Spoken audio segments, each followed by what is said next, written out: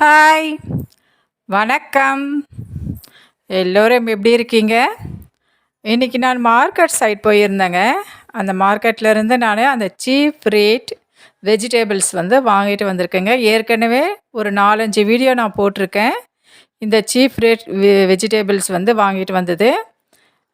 அதுதாங்க இப்போ இன்றைக்கி நான் என்ன வாங்கிட்டு வந்திருக்கிறேன்றது தான் இந்த வீடியோவில் நான் போட்டிருக்கேன். வாங்க வீடியோக்குள்ளே போயிடலாம். இது பர்ஸு தனியாக எடுத்து வச்சிடலாங்க.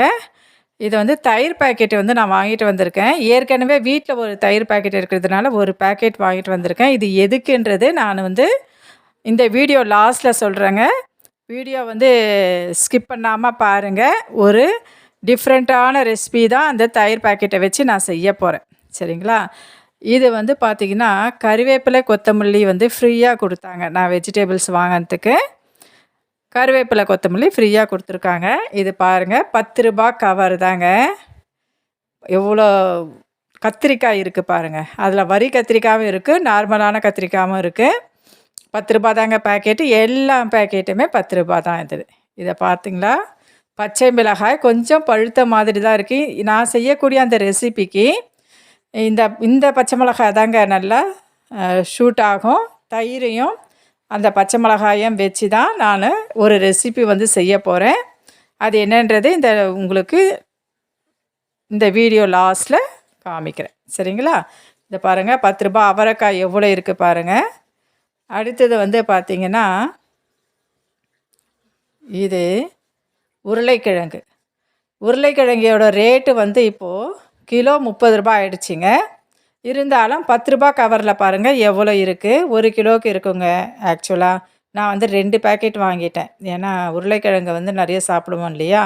இது பார்த்திங்கன்னா சவ் அதாவது பெங்களூர் கத்திரிக்காய் 3 பெரிய பெரிய பெங்களூர் கத்திரிக்காய், உருளைக்கிழங்கு 2 பேக்கெட். ஏன்னா நாங்கள் நிறைய சாப்பிடுவோன்றதுனால, குழந்தைங்க நிறைய சாப்பிடுவாங்க. அது பார்த்திங்கன்னா முள்ளங்கியும் 4 முள்ளங்கி, பெரிய பெரிய முள்ளங்கி நல்லா தாங்க இருந்துச்சு. இது வெண்டைக்காய். என்னுடைய பெரிய பொண்ணு விரும்பி சாப்பிடுவா. அதனால் இதை பாருங்கள், பச்சை மிளகாய் நான் 2 பேக்கெட் வாங்கிட்டு வந்திருக்கேன். ஏன் இவ்வளோ பச்சை மிளகாய்ன்னு சொல்லிட்டு நீங்கள் யோசனை பண்ணலாம். அது உங்களுக்கு வீடியோ லாஸ்ட்டில் காமிக்கிறேன். சரிங்களா? இந்த பச்சை மிளகாய் வீட்லேயே இன்னொரு பேக்கெட் தயிர் இருக்குது. அதை வச்சு தான் நான் ஒரு ரெசிபி செய்ய போகிறேன்.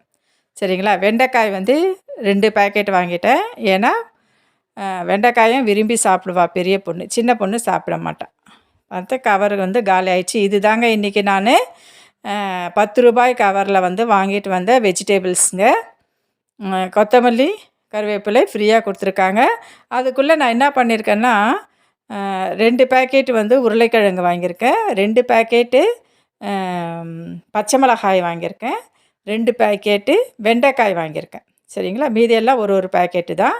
இந்த பச்சை மிளகாயை நான் என்ன பண்ணியிருக்கேன்னா தண்ணியில் நல்லா கழுவிட்டு வாஷ் பண்ணிவிட்டு அதில் இருக்கிற அந்த காம்பு எல்லாமே எடுத்துட்டேங்க.